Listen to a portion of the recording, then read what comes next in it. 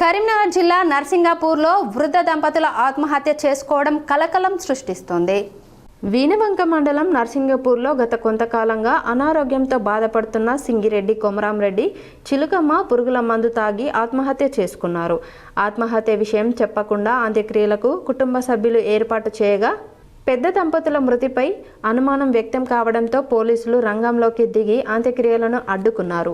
Post mortem నిర్వహించారు.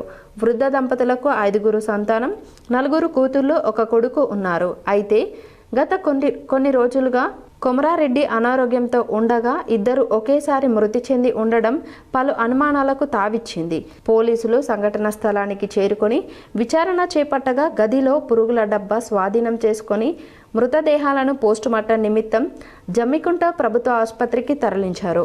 మృతురాలి కూతురు, తల్లిదండ్రులు అనారోగ్యంతో ఆత్మహత్య చేసుకున్నారని ఫిర్యాదు చేయగా కేసు నమోదు చేసుకొని విచారణ చేపట్టారు. వాళ్ళు ఇష్టపూర్వకంగా చేసుకున్న పని, దానికి మన దగ్గర ఎలాంటిది లేదు. వాళ్ళు చేతగాకుంటున్నారు కాబట్టి వాళ్ళు ఆ నిర్ణయం తీసుకున్నారు, వెళ్ళిపోయింది. వాళ్ళు మనశ్శాంతి ఉండాలి. 70 అని రాసుకోండి. 1 కొడుకు 4 బిడ్డలు. 1 కొడుకు 4 బిడ్డలు.